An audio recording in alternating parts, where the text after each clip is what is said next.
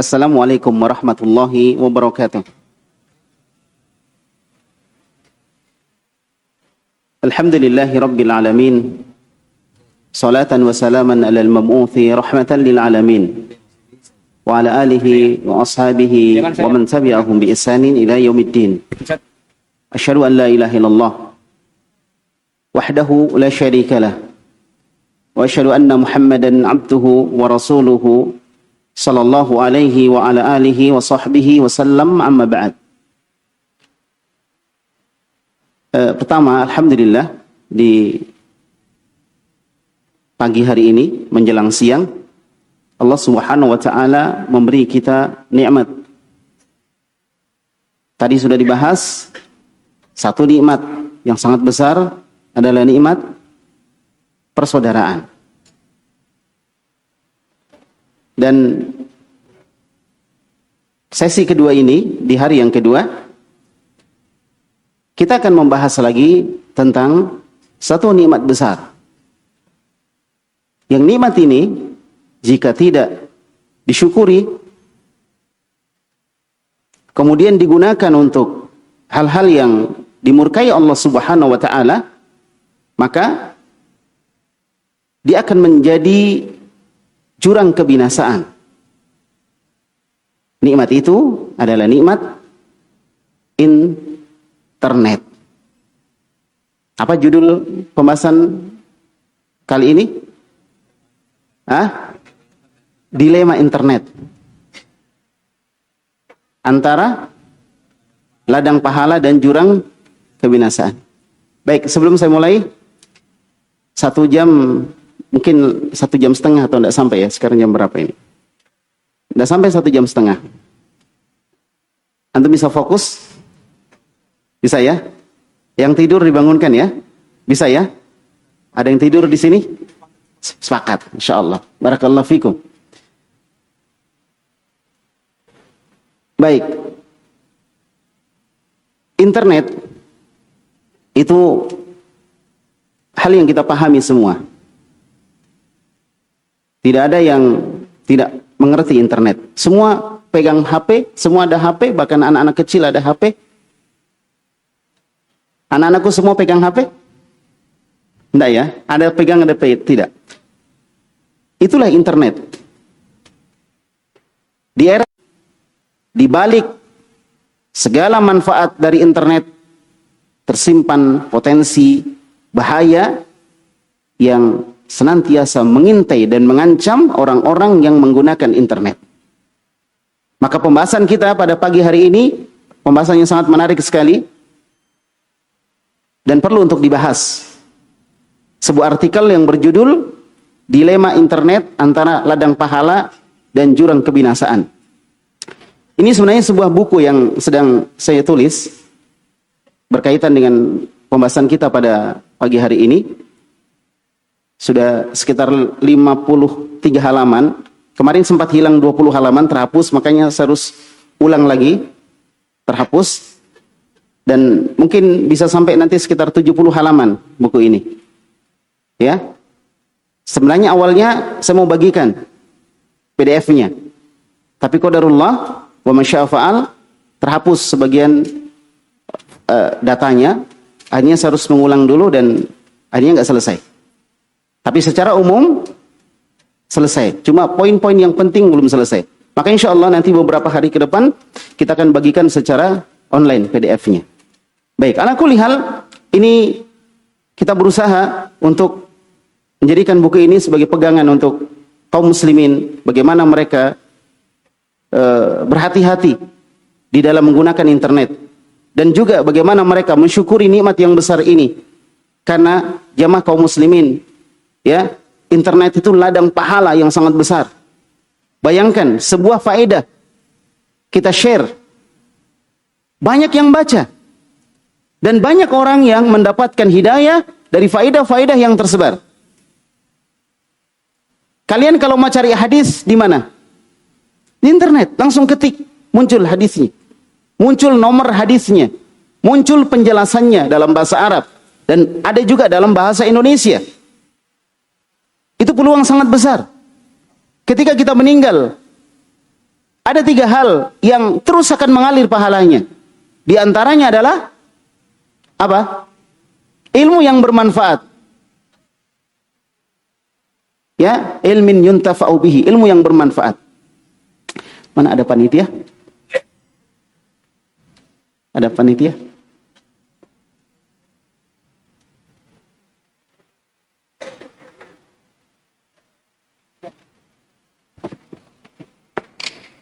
Ini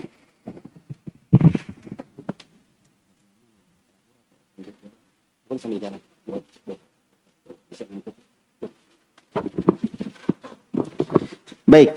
Nabi kita Muhammad sallallahu alaihi wasallam bersabda, "Idza mata al-insan inqata amaluhu." Kalau manusia meninggal terputus seluruh amalan dia, illa min thalathin, kecuali 3. Di antaranya adalah ilmin yuntafa'u bihi. Ilmu yang dimanfaatkan. Betapa banyak ilmu yang tersebar. Ustadz-ustadz kita mengisi melalui internet. Ada yang hadir dan ada yang mendengarkan secara online. Betapa banyak yang terobati hatinya. Betapa banyak yang mendapatkan faedah ilmu dari manfaat ini. Akan tetapi sekali lagi, ketika orang tidak bertakwa kepada Allah, tidak beriman kepada Allah, maka internet akan menjadi jurang kebinasaan untuk dia. Dan setiap amalan yang kita lakukan sedikit, baik itu kebaikan ataupun keburukan, akan ada balasan dari Allah Subhanahu wa taala. Faman ya'mal mithqala dzarratin khaira yarahu wa man ya'mal mithqala dzarratin syarran yarah. Barang siapa yang melakukan kebaikan, maka dia akan melihat balasan dari kebaikan yang dia lakukan. Dan barang siapa yang melakukan keburukan, kejelekan, sedikit saja, sebesar biji dzarrah, maka dia akan melihat hasil dari kejelekan yang dia lakukan. Jangan pikir apa yang kita sebarkan tidak ada balasan dari Allah Subhanahu wa taala. Ini balasannya ya. Bagi yang menjawab insyaallah. Baik. Sekarang kita praktek langsung. Jadi kita ada teori, ada praktek. Semua pegang HP? Baik. Sekarang keluarkan HP-nya. Kita praktek nih. Cari akun yang sedang men-share atau menyiarkan siaran kita. Kemudian kalian share. Saya kasih waktu 1 menit. Silakan. Supaya antum dapat pahala dari kebaikan yang tersebar. Antum bisa share materi yang sudah berlalu atau materi yang sedang berlalu. Kalau yang belum berlalu tentu di-share-nya nanti. Saya kasih waktu 1 menit ya. Baik, kita mulai dari sekarang. Keluarkan HP-nya, share kebaikan. Karena kita tidak tahu mana dari amalan kita yang diterima oleh Allah. Boleh jadi dengan men-share kebaikan, orang dapat faedah, antum dapat pahala di situ. Sudah? Sudah semua? Baik. Perhatikan, itu prakteknya. Betapa cepatnya kebaikan itu tersebar. Yang dulu orang harus bersusah payah untuk itu. Menyebarkan kebaikan. Jangankan seperti ini. Menyampaikan hadis, ulama menyampaikan hadis. Cuma bisa didengar oleh beberapa orang yang ada di belakang situ. Yang tidak mendengar, mendengarkan dari orang yang paling belakang. Yang paling belakang menyampaikan kepada di belakangnya lagi. Setelah didengar, yang di belakangnya lagi menyampaikan kepada belakangnya lagi. Prosesnya betul-betul lama. Tapi masing-masing zaman punya keberkahan. Kesungguhan para ulama terdahulu. Ada keberkahan yang Allah berikan kepada mereka. Dan kemudahan yang Allah berikan hari ini. Juga ada keberkahan yang Allah berikan. Dengan cepatnya tersebar kebaikan. Dan ini sama sebaliknya. Keburukan. Keburukan tersebar dengan sangat cepat sekali. Dan keburukan itu kalau sudah tersebar di zaman sekarang ini. Sulit untuk ditarik kembali. Maka jangan pernah berpikir untuk menyebarkan keburukan. Jangan pernah berpikir menyebarkan keburukan. Teman-teman semuanya, jamaah kaum muslimin dan muslimah, barakallahu fikum. Sejak tahun 1972, dalam jurnal disebutkan, bahwa disitulah mulai dikembangkan internet ini. Ya, dan di era modern sekarang ini, jika kita melihat di dalam jurnal di tahun 2024, ada sekitar 5,3 miliar orang menggunakan internet. Sebagaimana disebutkan dalam sebuah jurnal We Are Social USA. Dia menyebutkan bahwa 5,3 miliar orang menggunakan internet. Apakah kita tidak ingin menggunakan, memanfaatkan momen yang baik ini, di mana orang menggunakan internet begitu banyaknya untuk itu, untuk kebaikan, menyebarkan kebaikan. Menyebarkan kebaikan. Dan rata-rata kalau dilihat, orang menggunakan internet sekitar 6 jam 38 menit dalam sebuah penelitian. Bayangkan ya, 6 jam 38 menit sehari orang pakai internet. Antum pegang HP berapa lama dalam satu hari? Bahkan mungkin lebih banyak pegang HP-nya daripada ibadahnya. Betul atau betul? Tapi sini insya Allah enggak ya? Insya Allah. Iya. Oh iya. Lebih banyak pegang HP-nya daripada ibadahnya. Lebih banyak pegang HP-nya daripada baca Qur'annya.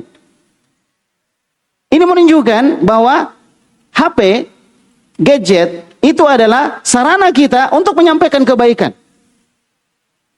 Sarana kita untuk menyampaikan kebaikan. Iya. Maka dengan melihat data-data yang ada, maka pembahasan kita pada pagi hari ini itu sangat penting sekali. Agar kita bisa melihat betapa besarnya prospek dakwah di internet. Walaupun tadi, saya katakan tadi ya, kita tidak bisa menutup mata bahwa bahaya akan timbul bagi orang yang menggunakan internet dan dia tidak bertakwa kepada Allah Subhanahu wa ta'ala. Dan internet itu sarana. Dia bisa baik, bisa buruk. Dia sarana, seperti pisau. Ya, dan para ulama kita menyebutkan sebuah kaidah bahwa sarana itu hukumnya sama dengan tujuan. Sarana hukumnya sama dengan tujuan. Kalau sebuah sarana bertujuan untuk kebaikan, sarana ini akan mendapatkan pahala dari Allah Subhanahu wa ta'ala. Tapi kalau sarana tadi digunakan untuk keburukan, maka sarana tadi akan mendapatkan dosa dari Allah Subhanahu wa ta'ala. Ya. Oleh karena itu, maka ini tergantung kita. Nabi kita Muhammad sallallahu alaihi wasallam menyebutkan, "Man da'a ila huda." Siapa yang menunjukkan kepada sebuah petunjuk, mengajak kepada petunjuk, kana lahu minal ajr mithlu ujuri man tabi'ahu. Maka dia mendapatkan pahala seperti pahala orang yang mengikutinya. Kalau kita men-share kebaikan, maka banyak orang yang ikut dari kebaikan itu. Setiap orang yang ikut dapat pahala dia. Karena dia mengamalkan apa yang kita sampaikan berupa kebaikan. Contoh misalnya, kita men-share tentang keutamaan sholat duha misalnya. Atau keutamaan puasa apa kalau bulan ini?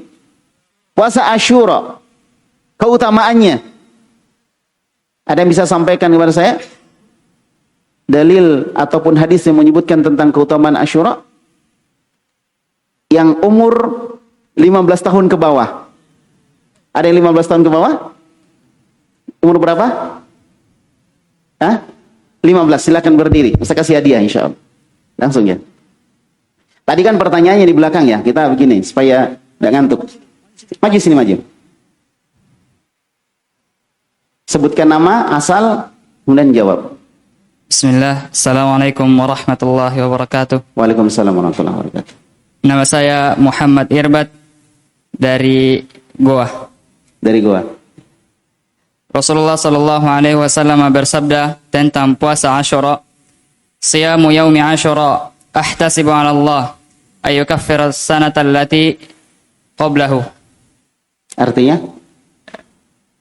Rasulullah sallallahu alaihi wasallam bersabda, puasa pada hari Arafah, saya berharap agar puasa pada hari Asyura. Maka saya berharap agar Allah Subhanahu wa taala mengampuni dosa-dosa yang telah setahun yang telah lalu. Masya Allah, barakallahu fiik. Antum pilih mana ini? Pilih dikasih atau tidak dikasih? Dikasih. Pilih, silakan pilih yang mana? Yang besar. Oh, yang besar. Barakallahu fikum.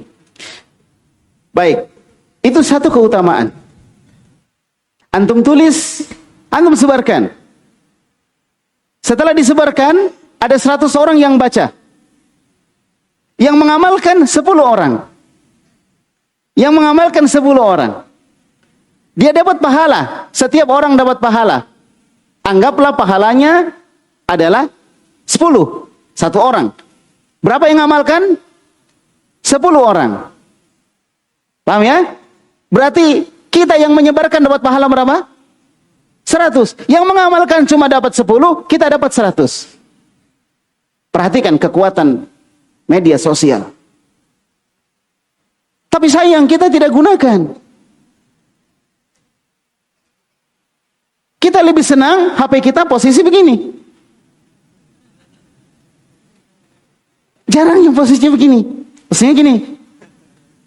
Ya tahulah ya. Nah.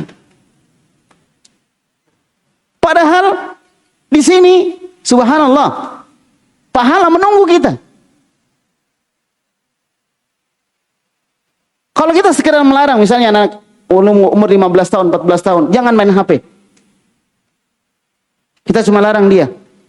Mungkin dia tidak main HP saat itu. Nanti pas kita tidak ada, baru main HP dia. Jadi sekarang bagaimana mengarahkan mereka supaya menjadikan HP-nya sebagai apa? Ladang pahala. Coba tadi yang subhanallah disebarkan 100 orang yang baca. Jangan melihat, kalau Ustadz 1000 orang yang baca, ini saya cuma 100 orang misalnya. Tidak ada masalah. 100 orang itu 10 orang amalkan, antum sudah dapat 100. Kalau 10 orang, satu amalan tadi 10 pahalanya. Nah, baik. 10 orang yang amalkan. 10 orang lagi tidak mengamalkan. Tapi dia ikut membagikan. Setelah dibagikan, ternyata masing-masing orang dapat 5 orang. Sudah, nggak usah dihitung. Saya juga pusing kalau menghitung.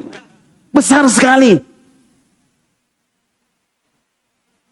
Pertanyaannya, kapan antum mau gunakan gadget antum untuk mendulang pahala? Kapan? Gadget ada di rumah, ada di kantong, ada di tas. Dia bisa mendulang pahala begitu besar. Man da'a ila hudan kana lahu minal ajri mithlu ujuri man tabi'ahu la yanqusu min ujurihim syai'a. Ini hebatnya agama kita. Siapa yang mengajak kepada petunjuk, dia mendapat pahala seperti pahala orang yang mengikutinya. Siapa saja mengikuti, berapa orang pun. Dan hebatnya tanpa mengurangi pahala orang yang mengikuti tadi. Tetapi sebaliknya, wa man da'a ila dhalalatin, siapa yang mengajak kepada kesesatan, keburukan, kemaksiatan, kana alaihi minal ithmi, maka dia mendapatkan dosa, mithlu asami man tabi'ahu, seperti dosa, sama dengan dosa orang-orang yang mengikutinya. La yanqusu min asarihim syai'a, min asamihim syai'a, tanpa mengurangi dosa orang-orang yang mengikuti tadi. Satu saja keburukan disebarkan, sudah berapa dosa yang kita dapatkan. Nasallallahu salama wal afiyah. Semoga Allah jaga kita semua, menjaga antum, diberikan hidayah oleh Allah, tidak menyebarkan keburukan di media sosial. Tidak semua orang harus tahu. Kalau kita pun punya masalah pribadi, tidak semua orang harus tahu.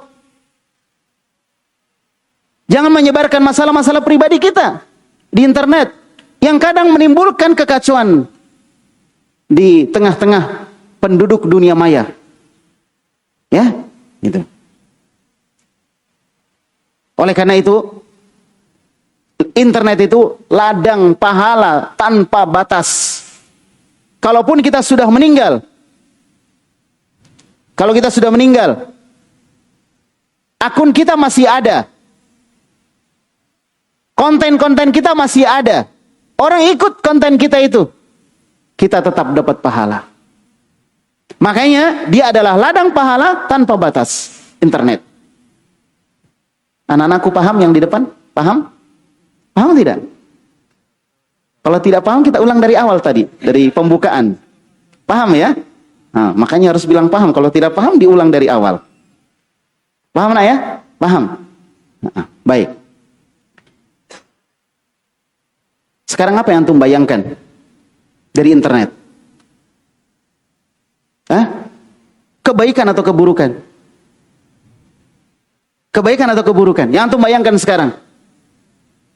Hah? Kebaikan atau keburukan? Nah, berhubungan dengan judul kita di belakang. Apa judul kita di belakang ini? Sukses dan berkah dunia akhirat. Apakah ada di internet itu? Ada. Kesuksesan, keberkahan. Keberkahan itu adalah sesuatu yang sedikit, kemudian jadi banyak. Sesuatu yang kecil, kemudian jadi besar. Itulah sukses namanya. Dia tumbuh. Az-ziyada wan nama. Bertambah dan tumbuh. Ya, dan di internet ada. Di media sosial kita sebarkan kebaikan. Pahala bertambah dan terus bertambah. Itulah keberkahan. Ketika internet digunakan dengan baik, pemerintah menggunakan untuk sosialisasi dari kegiatan-kegiatan kebaikan. Para ustadz, para ulama, para kiai menjadikan internet untuk menyebarkan dakwah mereka. Para santri ya yang memegang HP, menggunakan HP-nya di media sosial untuk pelajaran-pelajaran yang dia dapatkan dari ustadznya. Faedah-faedah kebaikan disebarkan. Maka ini akan menjadi sebuah ladang pahala. Ladang pahala. Sehingga dakwah di internet hal yang tidak bisa kita pungkiri. Sebuah kebaikan, sebuah keberkahan yang luar biasa. Maka digunakan dengan baik, dimanfaatkan dengan baik. Allah Subhanahu wa taala berfirman dalam Al-Qur'an, "Wa man ahsanu qawlan mimman da'a ila Allah wa amila shalihan wa qala innani minal muslimin." Siapakah yang lebih baik perkataannya dibanding dengan orang yang menyeru kepada Allah? Bukankah media sosial bisa kita gunakan untuk menyeru kepada Allah Subhanahu wa taala? Maka ketika kita lakukan itu, maka kita menjadi orang yang terbaik. Allah bertanya, siapa yang lebih baik dibanding dengan orang? Ya, atau perkataan dari orang yang menyeru kepada Allah Subhanahu wa taala, mengajak kepada Allah dan beramal soleh. Beramal soleh. Salah satu bentuk amal soleh adalah dakwah, mengajak orang kepada kebaikan. Wa qala innani minal muslimin, dan dia berkata, sesungguhnya aku adalah seorang muslim. Orang yang menyerahkan diri kepada Allah Subhanahu wa ta'ala. Di dalam tafsir Al-Muyassar disebutkan bahwa tidak ada orang yang lebih baik dibanding dengan orang yang berdakwah, mengajak, mentauhidkan Allah Subhanahu wa ta'ala dan beribadah hanya kepada Allah Subhanahu wa ta'ala serta beramal soleh. Tidak ada yang lebih baik daripada itu. Subhanallah. Kita punya ilmu sedikit. Wa ma'utitu minal ilmi illa qalila, dan tidaklah kalian diberi ilmu kecuali sedikit. Tapi ilmu sedikit itu kita sebarkan, diamalkan oleh orang banyak. Pertanyaannya, bukankah itu berkah? Ya, berkah. Ilmu kita sedikit, kita dapat faedah dari ustaz. Oh, Masya Allah, faedahnya bagus. Tersentuh hati kita. Kita sebarkan. Ketika kita sebarkan, orang lain juga tersentuh. Diamalkan. Banyak kejelekan-kejelekan hilang dengan tersebarnya kebaikan. Cuma sangat disayangkan, sekali lagi, sangat disayangkan. Dan ini saya ulang beberapa kali di beberapa pertemuan. Bahwa kebanyakan kita ketika mendengar, membaca, ya, sebuah artikel atau mendengar sebuah ceramah atau potongan ceramah yang bagus yang membuat kita tersentuh, kita tidak menindis apa? Share, follow. Ya kalau follow nggak ada masalah ya. Share-nya nih loh, share, sebarkan. Dengan memastikan bahwa akun-akun tempat faedah tersebut akun yang bisa dipertanggungjawabkan, ya, keilmiahannya, bisa dipertanggungjawabkan kebaikannya. Oh, akunnya Ustadz ini, saya kenal ini Ustadz, bagus, sebarkan. Akhirnya apa yang terjadi jamaah kaum muslimin, terutama anak-anakku ini, apa yang terjadi? Karena kalian tidak men-share kebaikan, apa yang terjadi? Kejelekan lebih banyak tersebar. Kebaikan jarang disebar, akhirnya kejelekan lebih banyak tersebar. Siapa yang salah? Siapa yang salah? Hah? Siapa yang salah? Jangan tanya kepada rumput yang bergoyang. Iya, kenapa tidak di-share? Antum klik, ter-share sudah. Subhanallah. Tapi kita selama ini merasa cukup dengan diri kita. Tadi sudah disebutkan sama Ustadz Thorik. Masya Allah, saya ambil faedah dari beliau. Ya, bahwa satu di antara tanda keimanan seseorang adalah mencintai untuk saudaranya, mendapatkan kebaikan sebagaimana yang dia dapatkan. La yu'minu ahadukum hatta yuhibba li akhi ma yuhibbu li nafsi. Tidak beriman salah seorang di antara kalian sampai dia menginginkan untuk saudaranya kebaikan sebagaimana yang dia dapatkan. Terus kenapa kebaikan tidak di-share?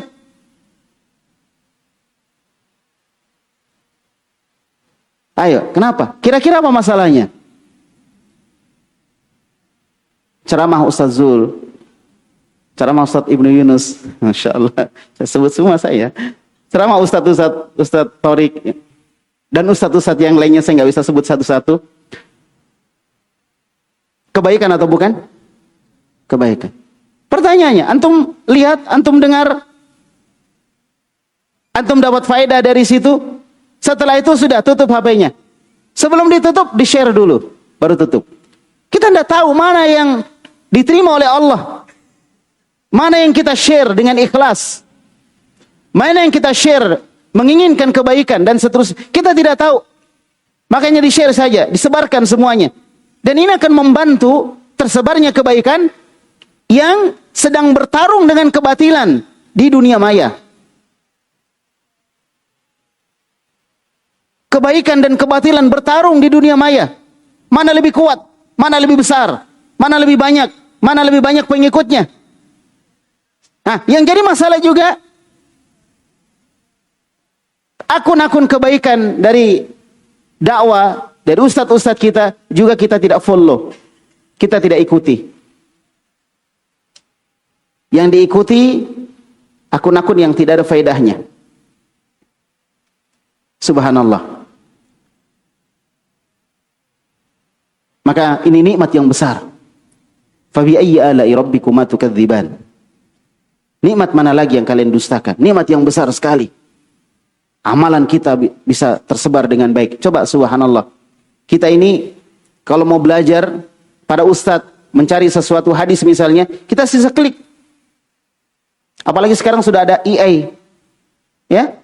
Lebih canggih lagi tuh, lebih cepat lagi. Walaupun tetap harus di cross check dulu kebenarannya. Ya. Baik. Jamaah kaum muslimin, barakallahu fikum. Jadi internet itu ibarat uang bermata dua. Di satu sisi dia nikmat berupa kemudahan.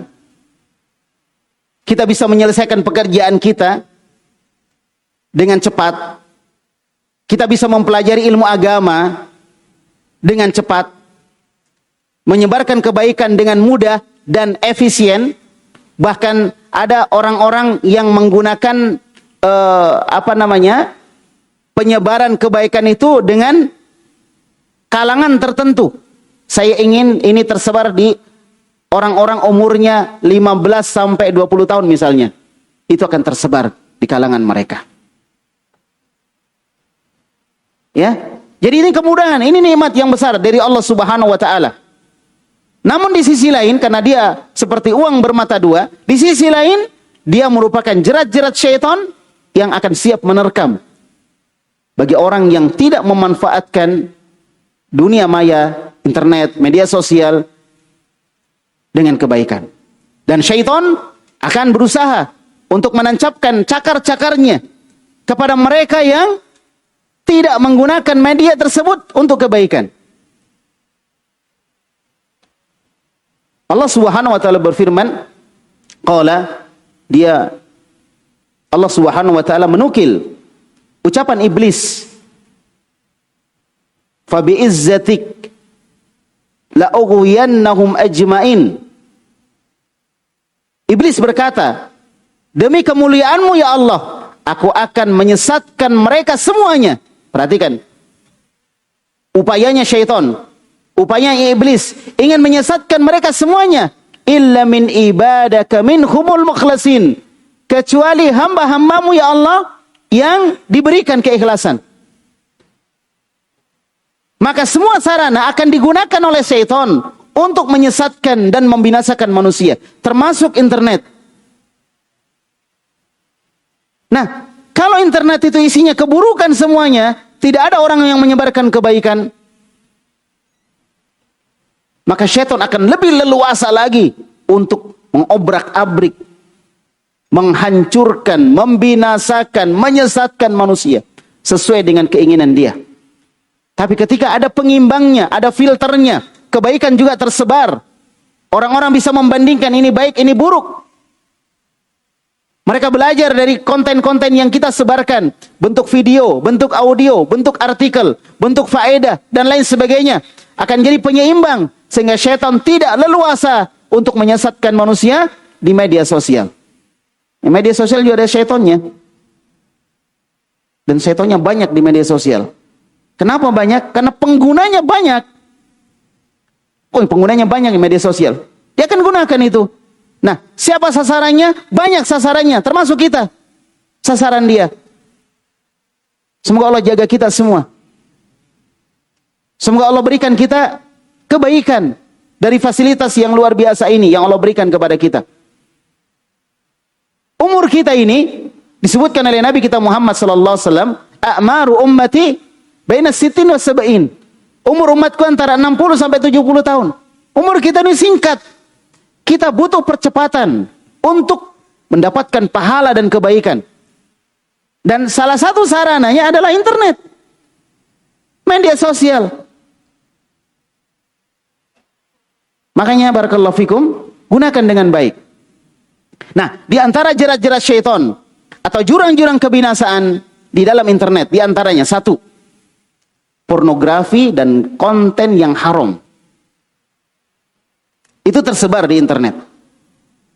Berseliweran di internet setiap saat. Yang menunjukkan bahwa syaitan dari kalangan manusia dan jin tidak akan berhenti mengajak manusia kepada keburukan. Menjerumuskan mereka ke dalam kubangan najis maksiat. Ini ancaman serius untuk generasi kita, bahkan untuk kita sendiri. Untuk generasi kita. Ya, ancaman serius untuk bangsa yang menjunjung tinggi nilai-nilai agama, nilai-nilai budaya, kesopanan, seperti negeri kita ini.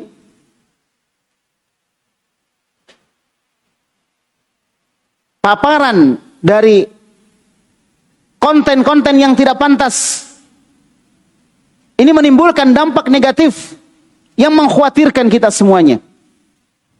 Allah Subhanahu wa taala berfirman, "Wala taqrabuz zina." Jangan kalian mendekati zina. Innahu kana fahishatan wa sa'a sabila. Sesungguhnya zina itu adalah perbuatan keji dan jalan yang sangat buruk. Nah, tidak dipungkiri bahwa konten-konten pornografi itu mengantarkan orang kepada perbuatan zina, wal iyadu billah. Islam bukan sekadar melarang perbuatan zina, tapi Islam juga melarang semua proses dan sarana yang bisa mengantarkan kepada perbuatan zina. Di dalam tafsir Al-Muyassar disebutkan, wala taqrabuz zina wa dawaihi. Dan janganlah kalian mendekati zina dan segala yang mengarahkan kepada perbuatan zina. Dan media sosial, internet, ada hal-hal yang mengarahkan ke situ. Ya. Oleh karena itu barakallahu fikum, ini kita perhatikan. Dan berdasarkan survei yang dilaksanakan oleh Kemenkes, Kementerian Kesehatan di tahun 2017, sebanyak 94% siswa pernah mengakses konten pornografi. Bayangkan 94% menurut penelitian tersebut. Makanya bekal iman, bekal takwa, bekal ilmu sangat dibutuhkan. Bekali anak-anak kita sejak sekarang dengan kebaikan. Bekali dengan ilmu. Dekatkan dengan Al-Quran. Dekatkan dengan sunnah Rasulullah SAW. Nah, dan kalau dilihat survei ini, bahwa yang mengakses melalui komik, media komik ya, komik, buku-buku komik itu sekitar 43%. Tetapi yang melalui internet sekitar 57%. 57%. Banyak sekali. Dan ada yang melalui game. Sekitar 4%. Dan masih banyak lagi. Dalam buku ini saya sebutkan bentuk-bentuk penelitiannya atau jumlah-jumlah persenannya seperti itu. Maka ini menunjukkan bahwa ini sangat berbahaya.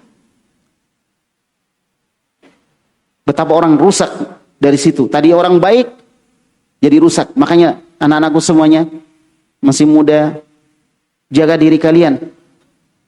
Jaga pandangan kalian. Orang yang menjaga pandangannya, Allah akan jaga nanti ketika di masa tuanya nanti. Jaga hati kalian. Jaga akhirat kalian. Semoga Allah Subhanahu wa taala senantiasa melindungi kalian dari keburukan. Amin. Oleh karena itu pornografi ini merusak moral, merusak psikologi, ya, kejiwaan seorang, merusak hubungan keluarga, mengancam nilai-nilai Islam, agama kita ini, dan juga budaya masyarakat kita. Barakallahu fikum. Maka perlu perlindungan, filter dari internet. Dan pemerintah alhamdulillah sudah melakukan itu. Pemerintah memfilter. Seandainya tidak difilter, luar biasa kerusakannya. Dan kita bersyukur kepada Allah, pemerintah kita memfilter itu. Kenapa? Dalam rangka untuk menjadikan negeri ini negeri yang berberkah. Ketika kejelekan seperti itu dipangkas, dihalangi, itu salah satu kebaikan pemerintah kita untuk menciptakan sebuah keberkahan, terutama di generasi sekarang ini. Iya. Oleh karena itu, jangan sampai kita masuk ke dalamnya dan jangan sampai menyebarkannya. Ini lebih bahaya lagi, menyebarkannya. Hati-hati. Menyebarkan link-linknya. Innal ladzina yuhibbuna an tashi'al fahisha fil ladzina amanu lahum adzabun alim fid dunya wal akhirah. Sesungguhnya orang-orang yang suka agar kekejian tersebar di tengah-tengah orang-orang yang beriman, maka mereka akan mendapatkan azab yang pedih di dunia maupun juga di akhirat. Maka bukanlah seorang mukmin orang yang menginginkan tersebarnya kejelekan di tengah masyarakat. Maka jangan menyebarkan kejelekan, termasuk yang kita sebutkan ini. Ya, oleh karena itu, apa efek jeleknya dari pornografi yang tersebar di dunia maya? Pertama, kecanduan dan ketergantungan secara psikologis. Ini bahaya, sulit orang lepas. Kemudian yang kedua, bisa menimbulkan kerusakan ya dalam sebuah pernikahan. Betapa banyak sebuah pernikahan rusak gara-gara tontonan yang haram ini. Dan yang ketiga, degradasi moral dan keagamaan, spiritual. Rusak agama disebabkan ini. Baik, kemudian yang kedua, dari hal yang buruk di internet adalah fitnah wanita. Fitnah wanita. Allah memerintahkan kita untuk menundukkan pandangan.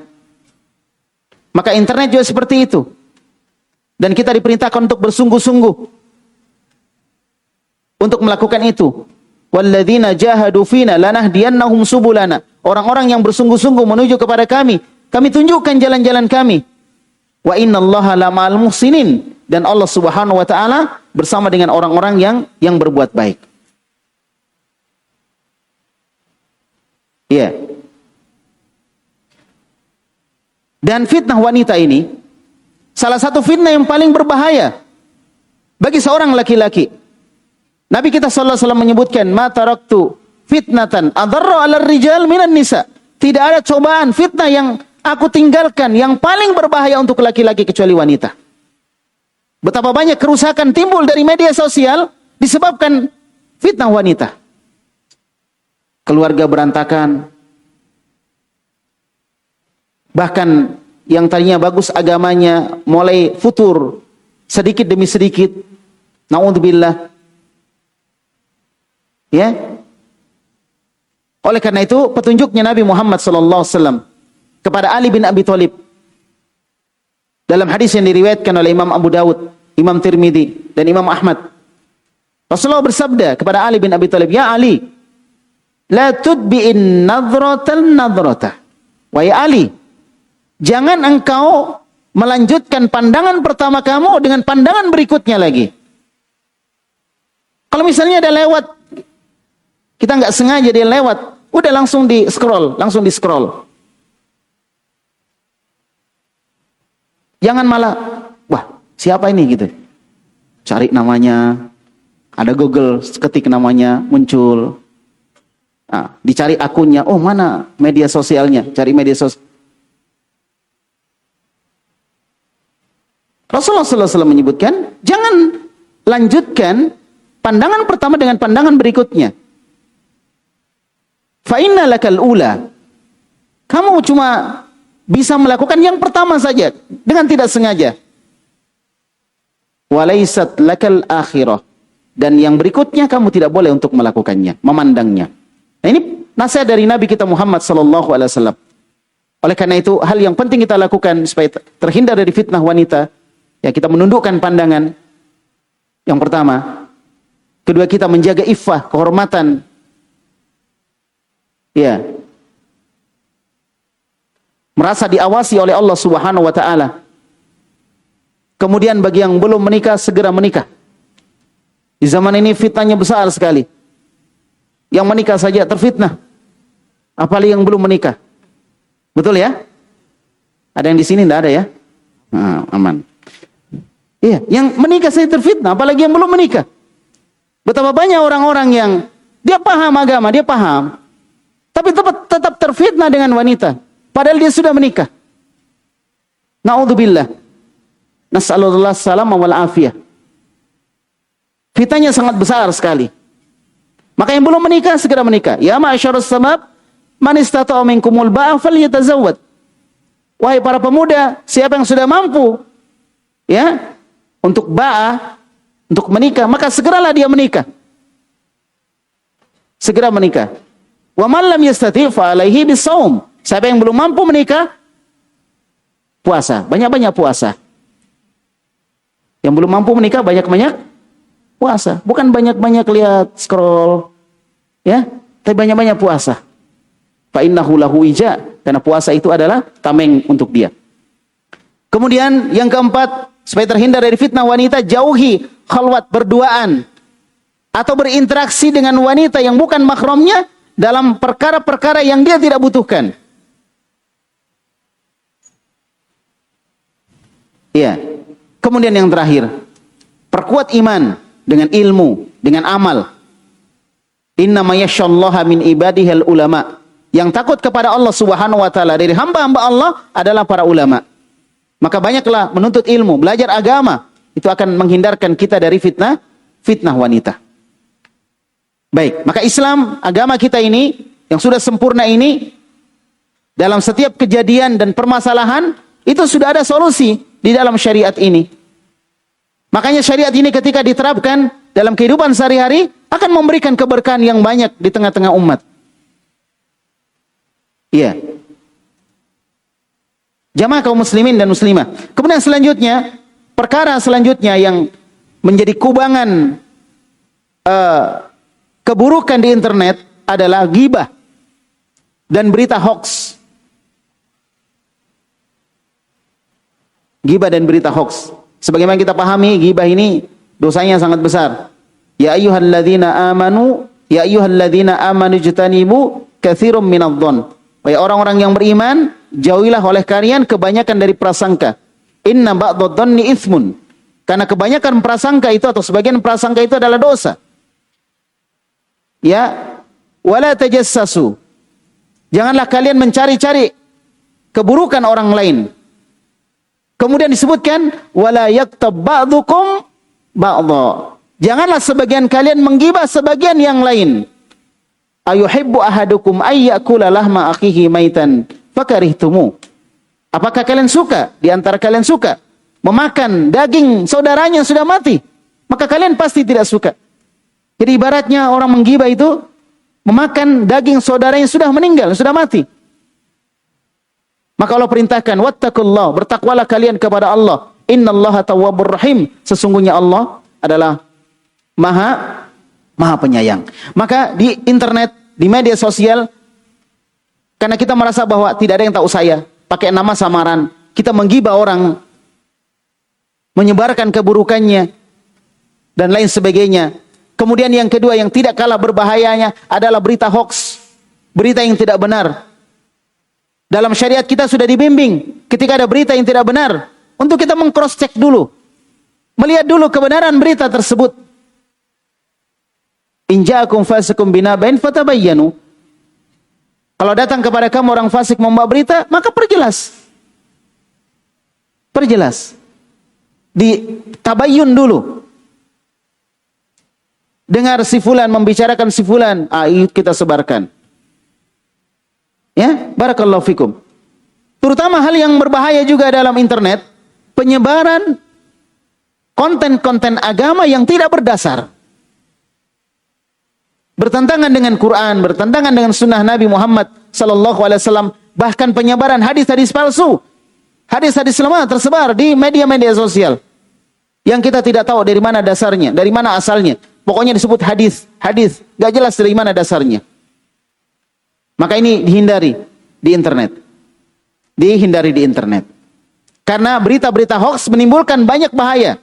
Bahaya pada masalah sosial. Di mana berita-berita hoax, berita yang tidak benar, menyebabkan terjadinya perpecahan. Menyebabkan terjadinya ketiadakraban antara saudara dengan saudara. Tadi sudah disinggung di pembahasan pertama. Untuk kita menjaga nikmat persaudaraan. Ya, juga masalah ekonomi, informasi palsu dapat memicu kepanikan di tengah-tengah pasar perekonomian kaum muslimin, menyebabkan kerugian yang besar dengan berita-berita yang tidak benar tentang sebuah perekonomian. Ya, dan lain sebagainya yang ditimbulkan oleh ini. Dan kemudian selanjutnya juga bahwa berita-berita yang tidak benar menimbulkan kekacauan keamanan. Oleh karena itu, Allah Subhanahu wa taala memerintahkan kita untuk mengembalikan kepada pemerintah ketika ada berita-berita tidak benar tersebar. Berita tentang beberapa perusahaan yang harus diboikot A, B, C, D, E, F, G. Kembalikan kepada pemerintah. Allah Subhanahu wa taala berfirman, "Wa idza ja'ahum amrun minal amri awil khaufi." Apabila datang kepada mereka sebuah perkara yang berkaitan dengan keamanan atau rasa takut, adza'u bih, mereka langsung menyebarkannya. Langsung disebarkan. Pada sebagian bentuknya cocok logi misalnya, langsung disebarkan. Walau radduhu ila rasuli wa ila ulil amri minhum.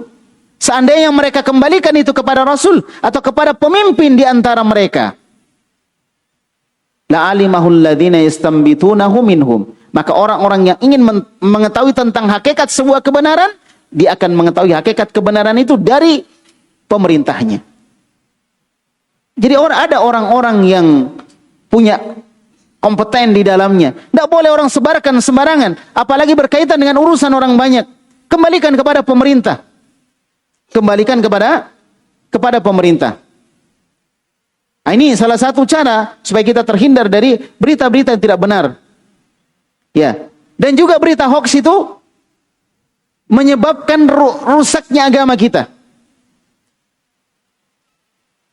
Akidah yang tidak benar yang disampaikan, yang disebarkan oleh orang-orang yang tidak memahami agama dengan baik.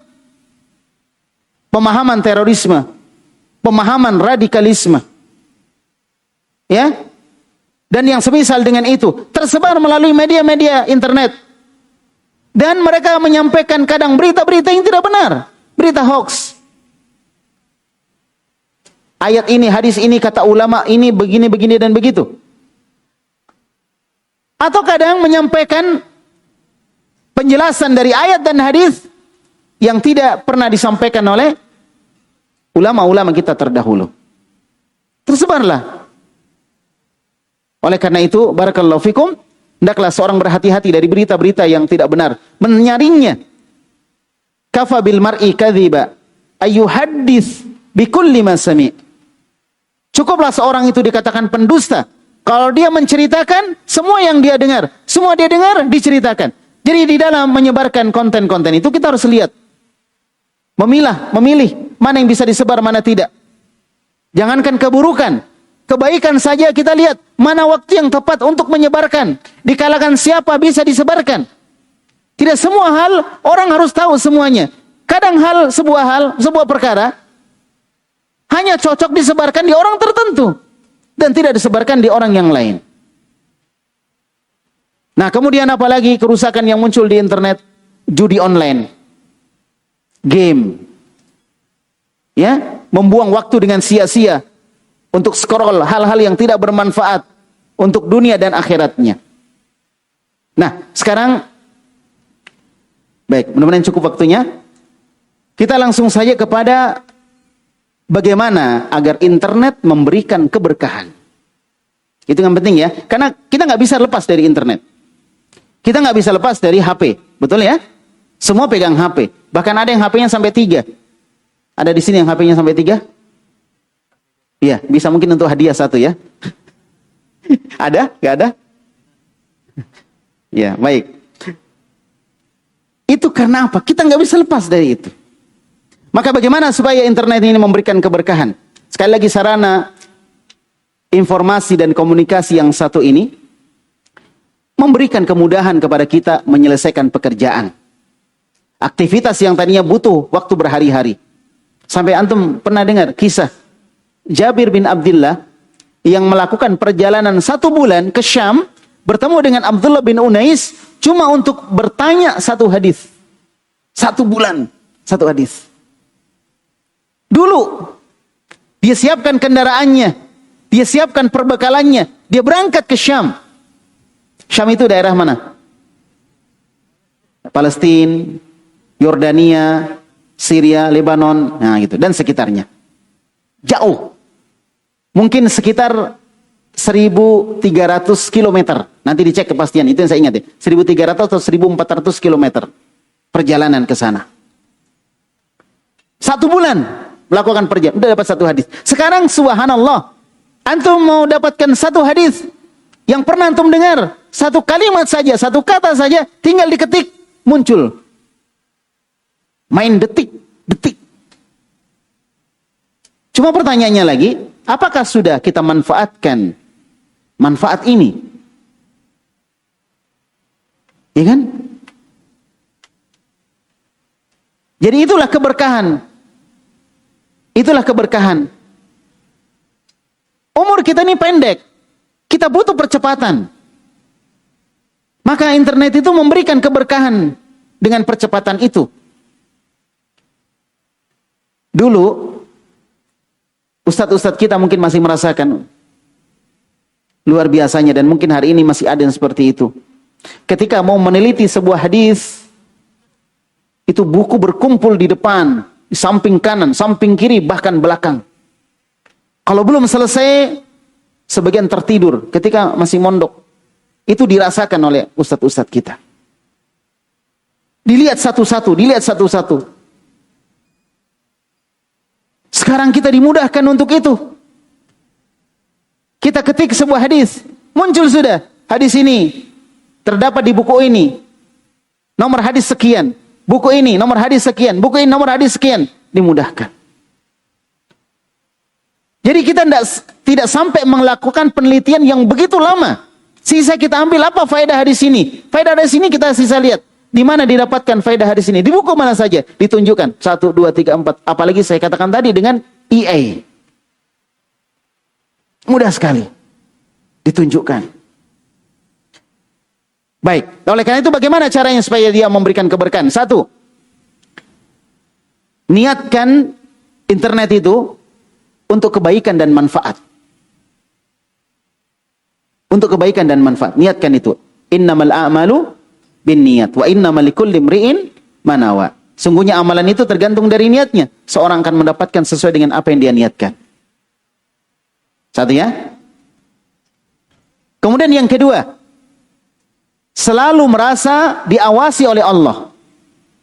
Ketika menggunakan gadget, ketika menggunakan internet, selalu merasa diawasi oleh Allah. Setiap dia melakukan kejelekan, dia harus yakin Allah sedang melihat dia. Ada malaikat yang mencatat amalan dia. Ya, dia harus ingat itu. Selalu diawasi oleh Allah Subhanahu wa ta'ala. Karena Allah mengetahui segala perkara yang di langit dan di bumi. Alam taro annallaha ya'lamu ma fis samawati wa ma fil ard. Tidakkah kamu memperhatikan bahwasanya sungguhnya Allah Subhanahu wa ta'ala mengetahui apa yang ada di langit dan apa yang ada di bumi. Maka ketika kita merasa diawasi oleh Allah Subhanahu wa ta'ala, internet ini akan memberikan keberkahan. Memberikan kebaikan kepada umat. Karena kita membaca, meneliti, menyebarkan, mendengarkan, melihat sesuatu yang baik. Sesuatu yang baik. Jadi orang yang merasa diawasi oleh Allah akan lebih berhati-hati dibanding orang yang tidak merasa diawasi oleh Allah Subhanahu wa ta'ala. Baik ya. Kemudian yang ketiga, batasi waktu dan prioritaskan yang lebih penting. Batasi waktu menggunakan gadget, menggunakan HP. Baik. Jangan gunakan waktu untuk habis scroll. Kita lupa kita punya keluarga, kita lupa kita punya anak, kita lupa kita punya istri, atau istri punya suami. Ya ayyuhalladzina amanu qu anfusakum wa ahlikum nara. Allah berfirman, wahai orang-orang yang beriman, jagalah diri kalian dan keluarga kalian dari api neraka. Maka hidup ini adalah sebuah perjuangan. Perjuangan menuju ke surga. Maka gunakan waktu, berlomba-lombalah dalam kebaikan. Gunakan waktu sebaik-baiknya. Cari hal-hal yang baik di internet. Ya. Karena nikmat yang sangat besar dari Allah Subhanahu wa ta'ala adalah nikmat apa? Sehat dan waktu yang luang. Baik, kemudian yang keempat, pilih konten yang mendidik dan bermanfaat untuk akhirat kita. Anak-anak paham ya?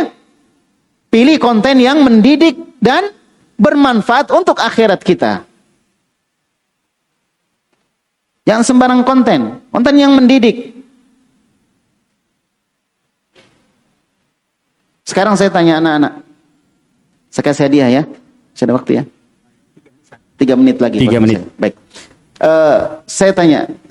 Anak yang umur, kalau bapak-bapak nggak usah kasih hadiah. Nanti mereka beli sendiri ya. Anak-anak dulu. Nanti bapak-bapaknya, mana hadiahnya bapak-bapak ini? Oh ini. Baik, anak-anak dulu. Baik, yang umur 10 tahun ke bawah, ada? Ada. Baik ya. 10 tahun ke bawah. Pertanyaan saya, ya.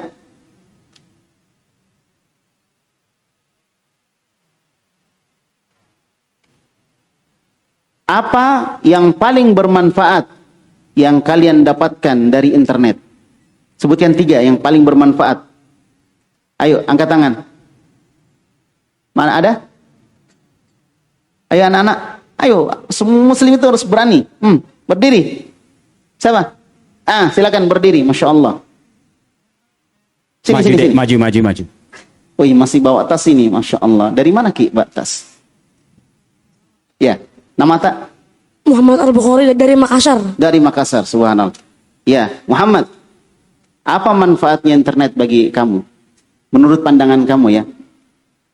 Mendapat pelajaran akidah yang benar. Mendapatkan? Pelajaran akidah yang benar. Mendapatkan pelajaran akidah yang benar. Betul. Yang kedua? Bisa bersosialisasi. Bisa mudah dan mendapatkan info-info pelajaran yang sedang ada di sekitar kita. Kamu ini anak-anak atau orang dewasa? Jawabannya kayak orang dewasa. Mendapatkan info-info yang bermanfaat. Baik. Yang ketiga? Mendapatkan informasi taklim atau pelajaran yang ada di sekitar kita. Mendapatkan taklim. Informasi taklim yang ada di sekitar kita. Majelis taklim, info-info majelis taklim yang ada di media sosial. Saya mau lihat, antum umur berapa sebenarnya? Hah? Kelas berapa? Kelas 3 SD? SMP? Oh, SMP. Ya nggak apa-apa. Baik, saya kasih hadiah ya. Nah, Masya Allah. Ini pandangan mereka. Baik, sekarang yang besar, yang dewasa, anak-anak remaja. Ya, yang maksimal umurnya 25 tahun. Baik, pertanyaan saya, apa yang kalian bisa lakukan untuk dakwah ini di media sosial? Sebutkan 5. Oh ini di depan. Depan dulu ya tadi. Bismillah. Apa yang antum bisa lakukan? Apa yang antum pikirkan? Pertama, perangi penyebaran aktifnya pemikiran filsafat di internet. Caranya? Dengan kita sebarkan counter-counter atau lawan-lawan atau bantahan-bantahan untuk orang filsafat yang kuasa internet. Baik, 1, 2. Kedua, bangun akun-akun yang dimana tiap akun itu memiliki dampak atau followers besar, sehingga bersamaan dengan itu tiap satu followers memiliki jurang banyak pengikut, dan pengikut-pengikutnya itu lebih tersibukkan dengan kita daripada orang-orang jahat. Baik, Masya Allah. 3. Ini beda ya jawaban anak sama orang dewasa ya. Ya, 3. 3, dari 2 sisi. Ya. Ketika kita mampu untuk ta'lim, kita memiliki kurikulum sendiri untuk kita murojaah, sehingga pelajaran-pelajaran yang terlewat bisa kita tutupi dari rekaman-rekaman yang tersebar di internet. Masya Allah. 4. Dari sisi orang yang tidak mampu untuk ta'lim, ini akan memudahkan orang-orang yang tidak mampu datang ke pondok, tapi dengan catatan tetap memiliki kurikulum dan arahan guru untuk belajar sendiri di rumah. Ya, yang terakhir. Yang terakhir, kasih terkenal tak beli kabar shopping. Luar biasa. Hadiahnya Ustaz? Hadiah yang mana? Pilih yang mana? Silakan pilih. Hah? Oh, madu. Madu. Nama dan siapa? Abdullah dari Makassar. Umur? 25. Oh, butuh madu dia Ustaz. Kasih madu madu ini Ustaz. atau itu? Yang mana? Hah? Ini jawaban, bukan ya? Oh iya. Mantas sekali heran, Masya Allah. Itulah sudut pandang yang berbeda tentang internet dan tentang manfaatnya yang didapatkan oleh tadi anak kita sama saudara kita. Barakallahu fikum. Afwan Ustaz, satu lagi pertanyaan. Oh, satu lagi pertanyaan. Baik, satu lagi pertanyaan. Hah? Orang tua yang umur 40 tahun ke atas. Oh, tidak termasuk saya di situ. Ya. Baik. Angkat tangan kalau orang tua, bukan saya tanya. Dia angkat tangan dulu. Sebelum saya tanya, angkat tangan dulu. Umur 40 tahun ke atas. Umur berapa tahun? 50. Nah, sini Masya Allah. Maju Bapak. 50. Terakhir ya, ini terakhir. Orang tua. Sudah, ini mewakili semua ya, mewakili semuanya. 50, luar biasa ya. Perkenalkan nama Ya. dan dari mana Bapak? Ya. Anak atau istri berapa? Ya, silakan. Assalamualaikum warahmatullahi wabarakatuh. Waalaikumsalam warahmatullahi Nama wabarakatuh. saya Muslihuddin Abu Zidan, tinggal di Parapa Ustadz. Oh, para Pak, Masya Allah. Baik. Ya. Ya, Abah Zidan, saya mau tanya. Supaya internet kita yang ada di depan kita itu memberi manfaat untuk kaum muslimin, terkhusus untuk anak-anak kita. Beri saya dan